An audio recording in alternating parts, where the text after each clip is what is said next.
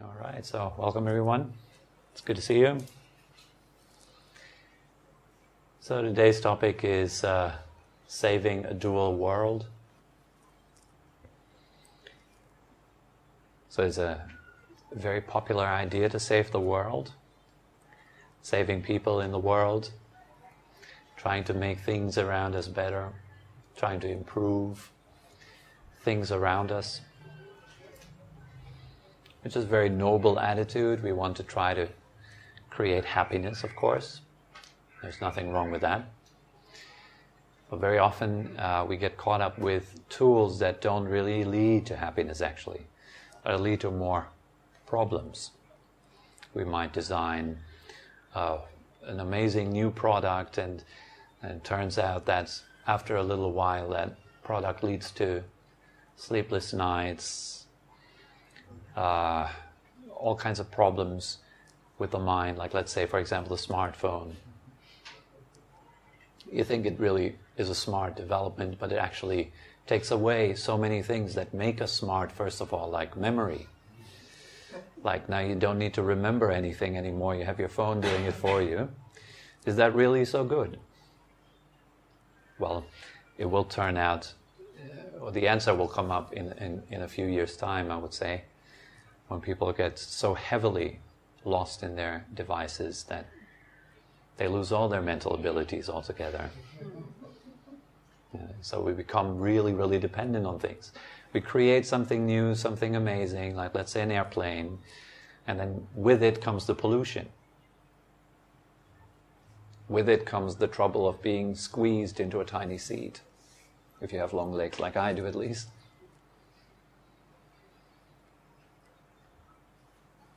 So you want to go to another place, you move to the other place, and with that comes the trouble of moving to another place. You want to change your posture because it hurts. And with changing your posture, there comes the trouble of your next posture, which then becomes more painful over time. So no matter what we are changing, whether it's a government, a regime, whether we're changing something on a large scale, all we really do is shifting problems around. But there is this innate idea in the mind that if I only do that, then everything will be great, and it will stay great. But that is never true. Always some people that benefit, some people that experience harm. For us to be enjoying our Western modern culture or something like this, there have to be other cultures who work really hard for our enjoyments.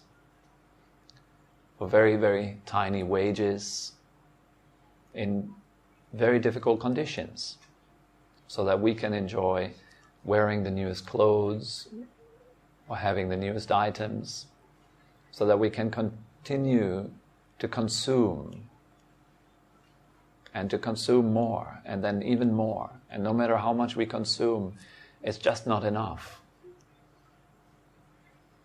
Because all the products that we design as well, they're designed in a way to create more need. So you buy into that one product, it simultaneously creates the need for the follow-ups. Like here's the first version, the second version, the third version. They're all getting seemingly better, but not really. They're not really getting better. It's just, what is great today is not great anymore tomorrow. But then fortunately tomorrow you will have something that's better. Which then the day after, it's the same thing. It's just moving around and around. Shifting problems, not real solutions. And so what is the world? When we talk about saving the world, what is the world? Well, the world is simply six senses in action. First of all, there are sounds. Then there are sights, smells, tastes, feelings, and thought. And that's pretty much it. If If you can find anything that goes beyond those 6 things, let me know. By thought, I mean all the mental activities, like opinions, judgments, all the words in our head, the ideas, I'm a Christian, I'm a Buddhist, I'm a Muslim, I'm this, I'm that, I'm good, I'm bad. They are fantastic, they are great. We are better than them, we should get more than them. All that is thought. And if you buy into it, it gets a lot of power. Then it shapes our actions, and our actions then shape the way this world looks at the moment. Shifting around problems.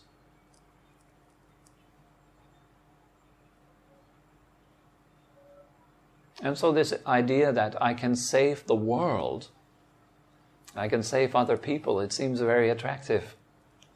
It seems like something glorious to do for the ego. Here is the little tiny me shifting the universe into a better place.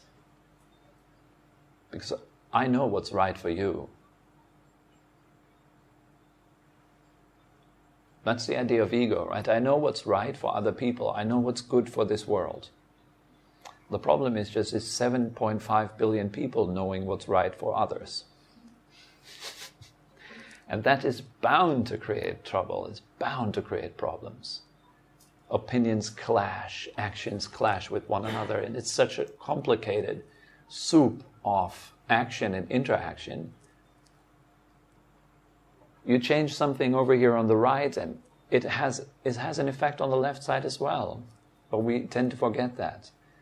We say we need to make this one because it's the newest thing, it's really good, that's what we need. And then you have it, and then with it you have all the problems that come with it, which impact in their various ways. It's very complex. So you can't really talk about any pure good, any lasting good in this world. You can't also talk about any pure evil or lasting bad thing in this world. What we call good and bad are dynamics. They're just changing circumstances, continuously changing things, the way it is. Nature balances itself. Nature, in a way, seeks balance. Every little atom seeks balance. It needs to fit in with all the other atoms, just perfectly. And if you mess around over here, it has an impact over there. If I change something in my actions here, it's not just that little tiny thing that I change in my actions, in my thought, in my mind. But it has far-reaching consequences, not only for myself, but also all those people around me that are influenced by the way I act. So this is super complicated. Now the idea that I know what's right for the world is a huge conceit. It's a huge illusion. To give you an image, we like to say, this is my body. It's my body. Are you looking at me? This is my body. We love to say that we are owning this body, right? It's my property. Yet, ownership, doesn't it also suggest a certain level of control? So, what are you precisely controlling in your body? The growth of your cells? Are you the one that beats the heart? Are you the one that creates old age gradually in that perfect way that the body does it? Are you running the liver? Are you in control over the nervous system? Is there this tiny little ego that runs the show, that then says, that's my body, belongs to me? If it really was your body, if I would have a little paper to make you sign, like you want to really have it, you want to take it over, you sign a little paper, you would immediately die as soon as you sign. You wouldn't be able to run it. Like I could run my car, for example. I couldn't do that with my body. Wouldn't know what to do. And so that's just a little tiny body in this universe. What about other bodies then? Can I control them? Can I control how you guys feel? That can be very frightening, the idea that, oh, I can't control nothing, I have control over nothing. It can be very liberating too. Wow, okay, so I can relax then. I don't have to worry about fixing everything. I can as well relax and be at ease. Instead of constantly fighting upstream, trying to create the perfect wave. This surely must be the right wave. Everyone needs a wave like that. But it's a wave, it doesn't last. It leads to other waves. And it's connected to all the other waves as well. So why not just relax? And see, if we would all collectively relax a bit more, that would actually save quite a lot of things in the world already. Many, many conflicts would not ensue because people would be a bit more relaxed. They wouldn't just buy into their thoughts like, we are the good ones, they are the evil ones. Let's throw a bomb up on them and then the problem will be solved. This is like a cartoony way of thinking, isn't it? Like, let's destroy other people and that will solve our problems. This is ridiculous. And yet the mind suggests these things with great fervor and suggests that, yes, this is right. You need to argue with that guy and you need to convince him that you are right. Then he will like you. Only if he knows that you are right. Like, for example, if I argue with someone, then I want to be right. And in that moment, ego is in this mode, like, as soon as I can prove that I'm right, I will receive recognition in return, and I will receive love and attention. Then the other person will have to agree, yes, Tobi was right all along. And it will magically create happiness. They need to accept that I'm right. Then we all can be happy. See, it's very childish in a way, that kind of thinking. But we all have it. We all have it. It's undeniable. You can just look at yourself throughout the day. I disagree with that because I know what's right. Let me show you what's right. Let me prove to you what I think is correct. What you're talking, I don't know if I can agree with that. That's a weird mumbo-jumbo that this guy's talking about. I know better. I know what's right. I've studied philosophy for 20 years. I think I know a fair bit about things.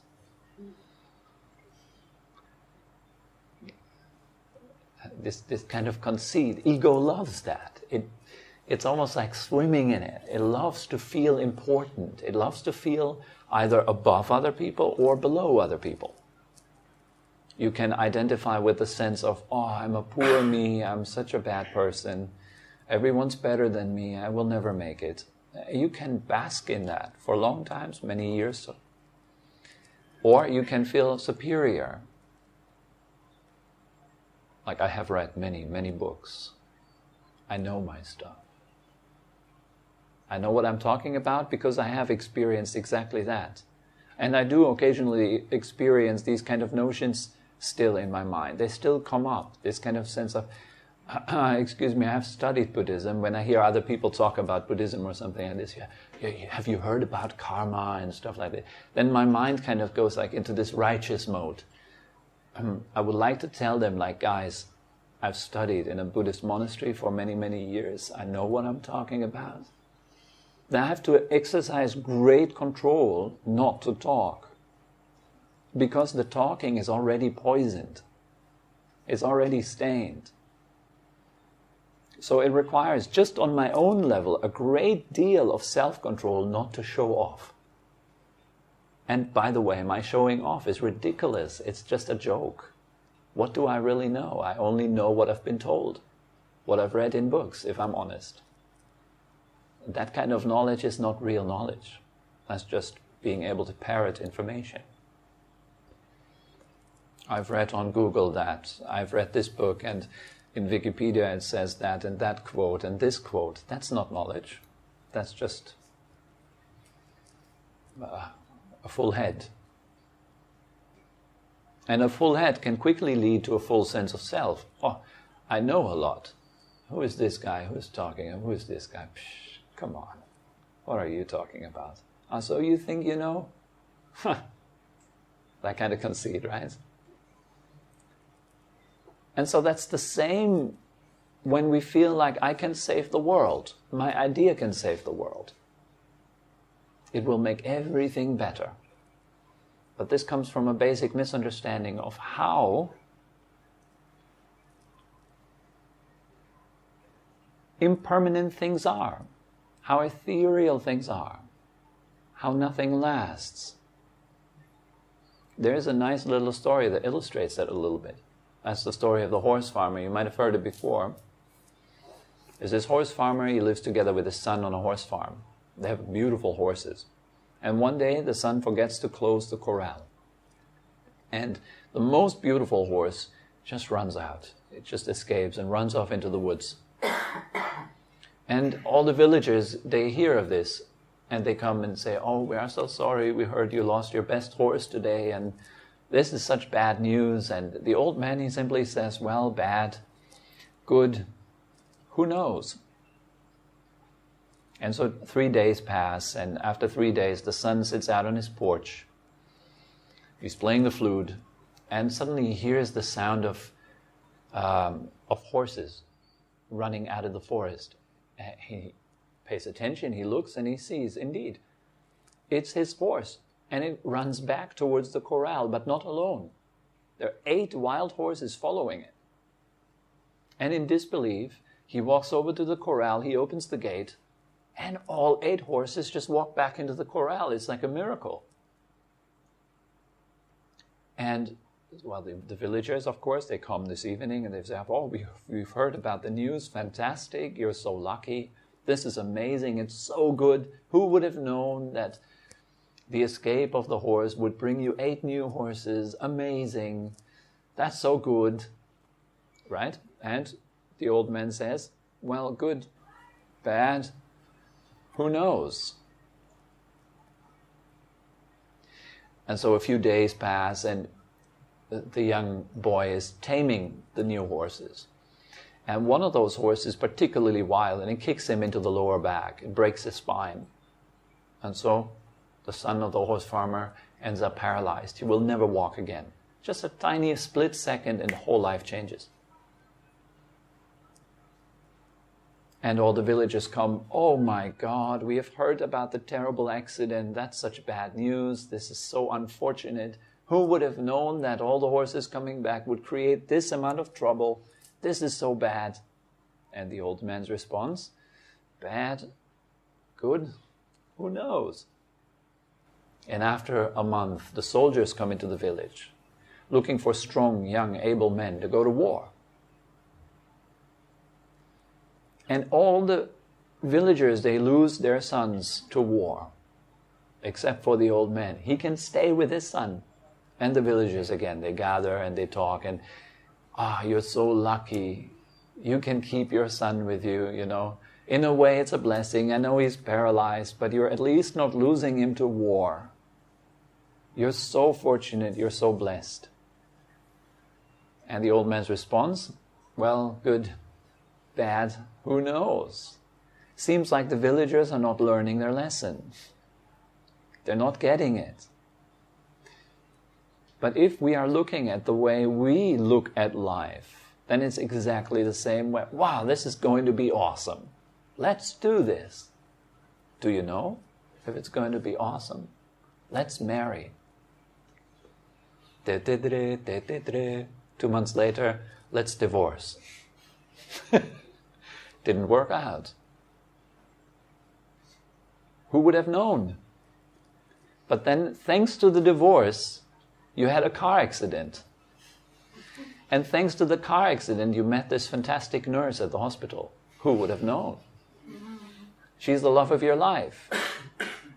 And you were happy ever after, right? No.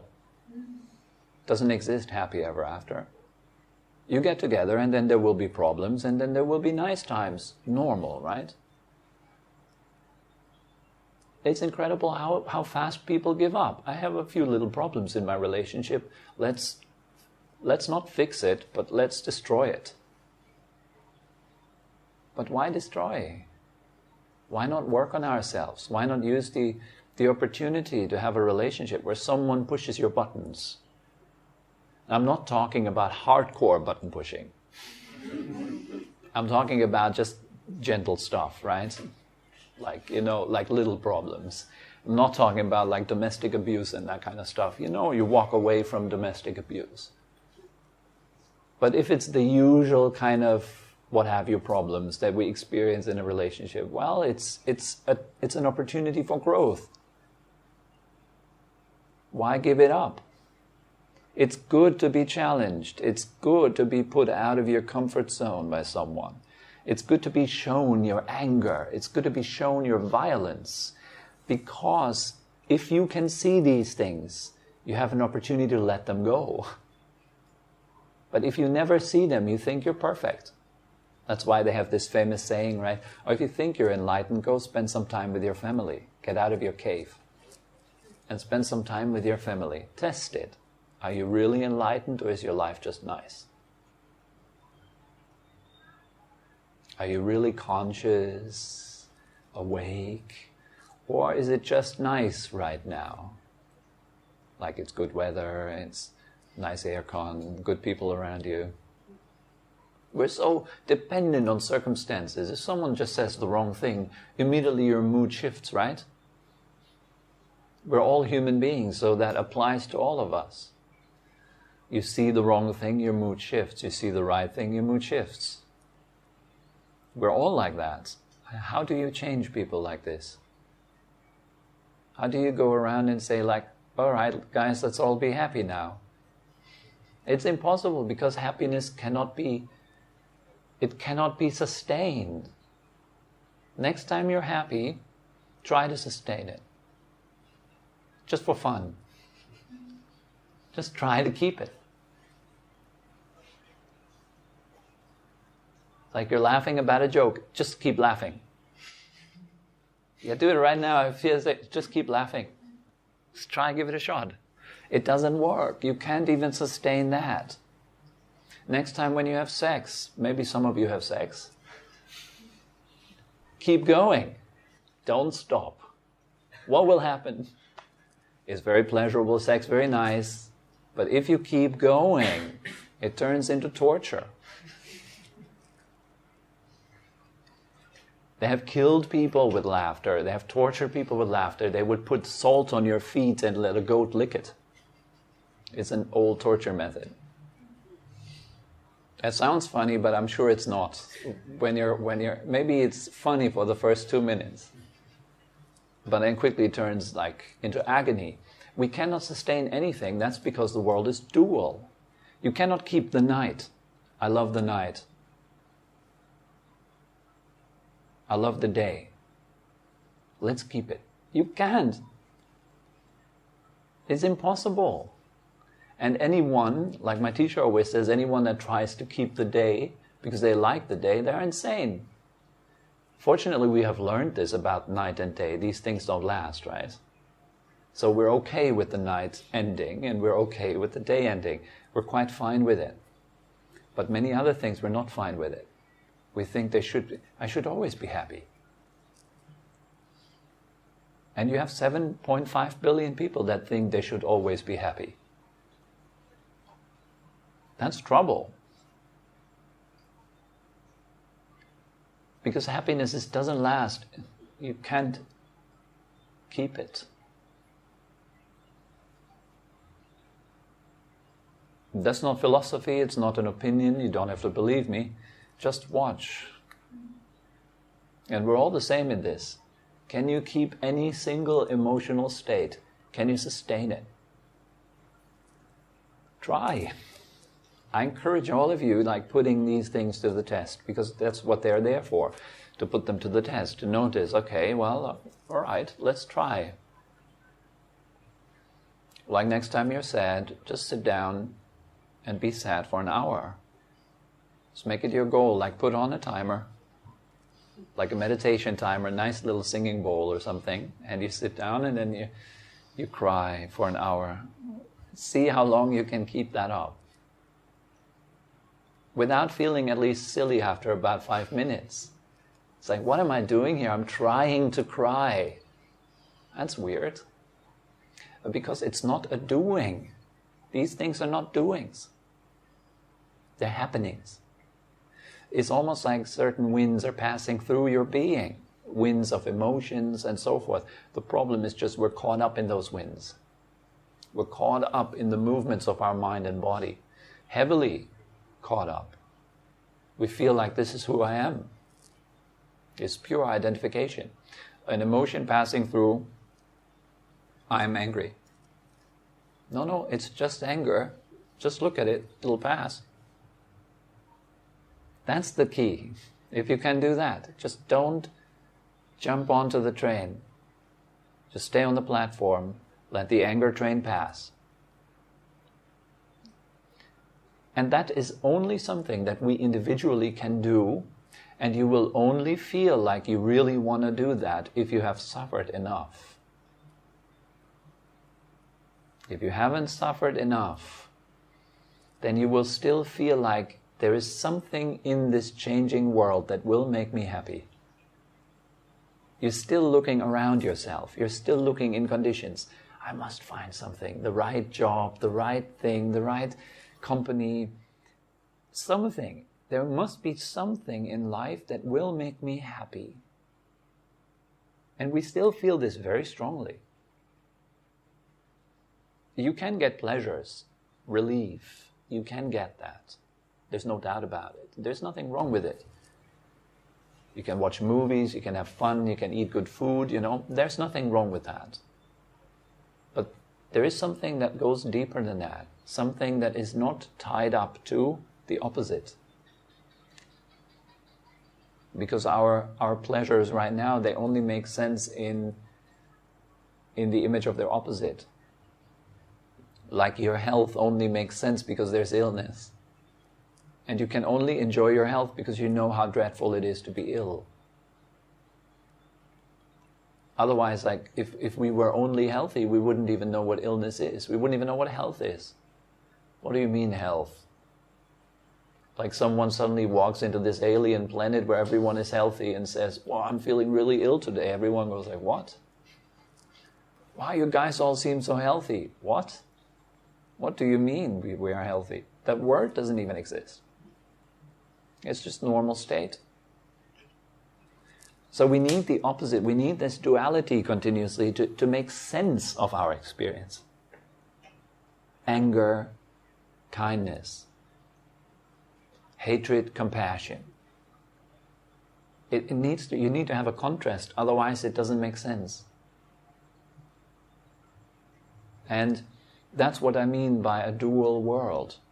You can't really fix it, because everything is always connected to the opposite.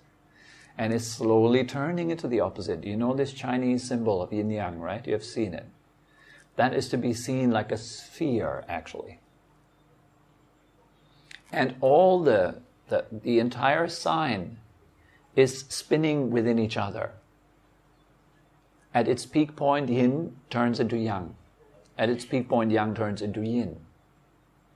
And everything is continuously in that way spinning. That is this duality. It points directly to that. The seed of yang is within yin. The seed of yin is within yang, the little dot. That's a very simplistic way of talking about it. But it points to this. And it's continuously in motion. It's not a static symbol, right? The yin-yang is like a spinning, whirling thing. It's not static. Like you cannot find any single state that will last. Here, that's the perfect state, let me keep it. And so nobody can do that in this entire world. So what do we mean by, I want to save the world? Let's save the world. What do we mean by that? We can't even save ourselves from our own emotions, let alone other people. We can't even save ourselves from getting old, ill, and being subject to death. We can't escape it. It's just nature. It's the way it is. But we can relax about it. That's an option. You can relax around your anger, for example. Let's say anger comes up, you're like, okay, that's normal, and relax. You don't have to express it. You can just relax instead. That's a lot less pain, a lot less trouble. And so even though the world is dual, does that mean we should just abandon it? Well, ultimately, yes. But on that way, it is highly important to cultivate what is good and to abandon what is bad. So within the realm of duality, that is our duty. It's our duty to do good and to abandon bad. Because if you're preoccupied with actions that constantly create disruption and disturbance, you don't have time to meditate. You're too nervous, you're constantly sick, let's say you're constantly drinking, your mind is too foggy. You can't meditate, you can't escape it. You can't escape the suffering for good.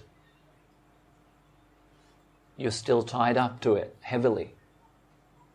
So in order to loosen the ties, our actions really, really matter. Anyone that tells you actions don't matter, be very careful about these kind of teachings. Actions are super important, and it's very, very crucial to act in ways that, for example, actions that are motivated, moved by kindness, moved by compassion,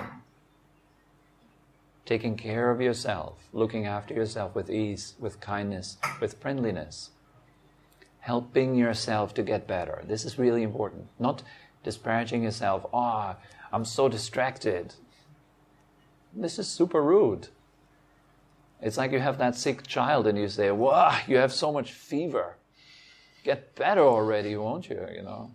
It's a child, it has fever. That's normal for children to sometimes have a fever. Relax. But we're doing this to ourselves like, God damn it, I should be more perfect. I'm not relaxed enough. I should relax harder. Why doesn't it work today? Why is my body so much pain? Why do I... Relax. It's all normal. It's all part of life. It's all an opportunity for you to learn to relax. The more relaxed you are, the more you save the world from your own stress.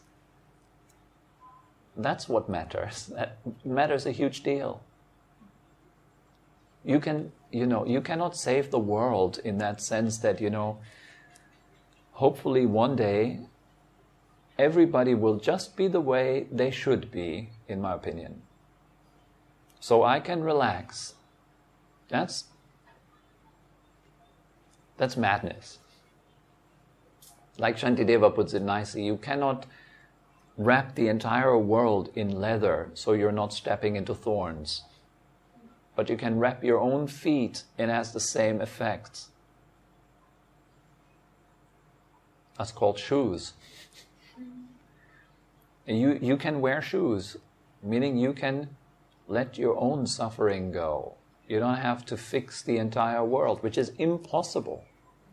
It's almost like a sailor saying, I'm going to fix the weather and I'm going to fix the ocean so I can go where I want to go. That's insanity. I'm going to fix all of you. Don't worry. I'm going to fix all of you. I'm going to make you all happy. That's insanity. I can't make you happy, but I can point to yourself. I can say, have a look there. And if you have a look, if you actually practice, you'll find that, there's happiness right there. It's in there. I didn't expect it to be there, but there it is. And the more you discover it inside of yourself, the more you can enjoy it. That's the way it works. And that's the way to save the world from your ego, save the world from your stress, save the world from your oppression, your endless demands. That's what the world needs. It needs to be saved by us. Not in action. It needs to be saved from our egos. That this is what the world doesn't need. More righteousness. more I know. People know enough already. Everyone knows too much. It's refreshing if there's someone that says, well, I have no clue. Is there a God? I don't know. That's very refreshing. Because it's truthful. We don't know. And there's great power in that, actually, in admitting one's own not knowing. But ego cannot do that. I know there is God. And I'm going to fight you until you believe me. And then we will be happy. This is insanity. Let alone like God. We do that in all religions. Buddhism exists too. I know the only true way of Buddhism. Exists a lot of it. You wouldn't believe it. People bickering on and on about philosophies and stuff and knocking their heads against walls and for nothing. It's just ego. I know the best way. You follow my meditation, it will lead you faster to... There's no understanding that people are different. That we're all following our own path. We all understanding in our own way, based on suffering. This is the moving factor. It's very simple. If you feel like, wow, I have enough of this. I don't want to suffer anymore. I don't want to feel bored anymore. I don't want to feel like I can't rest when I sit down somewhere. I'm unhappy within myself. I have everything. I have money. I've traveled here. I've traveled there. But I'm still feeling restless. I have enough of it. That's when people start to turn inward. And so that's what changes the world. Suffering does. Suffering changes the world. If people finally have enough, they look around for a while, maybe a bottle of beer helps, maybe some sex, maybe a good book. And if you had enough of it, you ask yourself at some point, well, maybe it's not about gadgets. Maybe it's not about more stuff. Maybe it's about less. Less future, less past. Less thinking. How about that? Let's give that a try. And then you try and you will be like, oh, that felt good. And you're on the way. And it's not because anyone made you do it, other than suffering. You've had enough. You want to rest. And not many people are ready to rest. Most are not ready to rest. They still feel like, oh, there's a lot of things to do, a lot of things to... We're all running to the same goal. A little tiny box. Fire. We're running to this. I need to still do this, I need to still do that. We're all running towards this one goal. If we forget that, we waste a lot of time for nonsense. It's easy to. And so to me, one of the most fundamental principles of changing my own world is reflecting on death. Simple reflection. But it immediately helps me to let go of what's irrelevant. It immediately puts in perspective what is relevant right now. Thereby, I'm saving the world a lot of trouble, a lot of Tobi trouble.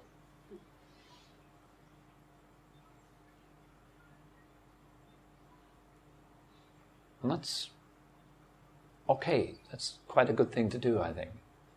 To relax, to be at ease. Instead of getting all wound up about all kinds of thoughts. Well, so to summarize it real quick, saving the world is not possible, but saving the world from yourself, that is very possible. And of course, the more people would do that, the more pleasant the world would become. The less ego, the less possessiveness, ownership, the less craziness in the mind, the more happy the place can become. And this is not about walking around trying to pull out the ego of people. This is about noticing, wow, I am suffering other people. That's where it's at. That's the problem. If you're looking around and you find a problematic world, have a look at your looking. That's where the problem is. It's not other people. It never is. It's not the world outside you. It never is. The real problem is the problem-making mind, identification and self. So that's all that comes to mind for this night.